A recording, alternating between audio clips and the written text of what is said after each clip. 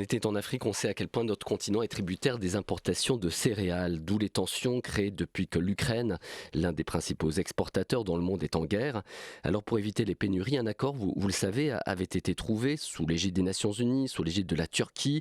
Les deux parties en conflit s'étaient accordées pour que les exportations soient maintenues via la mer Noire.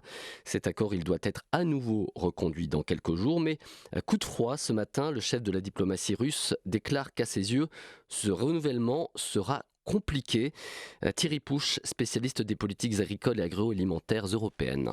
L'accord d'octobre avait été déterminé là aussi pour 4 mois, donc on arrive à échéance, c'est pour le 18 mars. C'est toujours la même problématique, c'est d'essayer, malgré la baisse de la production ukrainienne, de faire en sorte que l'Ukraine puisse exporter quand même ses récoltes et surtout de satisfaire les pays les plus importateurs. La difficulté, c'est que l'Ukraine demande un accord pour 1 an et non plus pour 4 mois, ce que la Russie n'envisage pas de signer. Elle veut éventuellement signé pour 4 mois, mais pas pour 1 an. Mais la discussion va être, à mon avis, assez serrée parce que l'aide apportée à l'Ukraine s'est renforcée. Il y a des positions qui sont prises par l'Occident vis-à-vis de l'Ukraine qui ne sont pas acceptables par la Russie. Alors, par exemple, la venue du président américain en Ukraine a été très très mal vécue en Russie. Et donc, probablement qu'on va s'acheminer vers une discussion très serrée. La Russie aura intérêt, de toute façon, à signer cet accord, même sur 4 mois, parce qu'elle ne veut pas non plus porter la responsabilité d'une aggravation de l'insécurité alimentaire dans le monde, et en particulier dans la région méditerranéenne.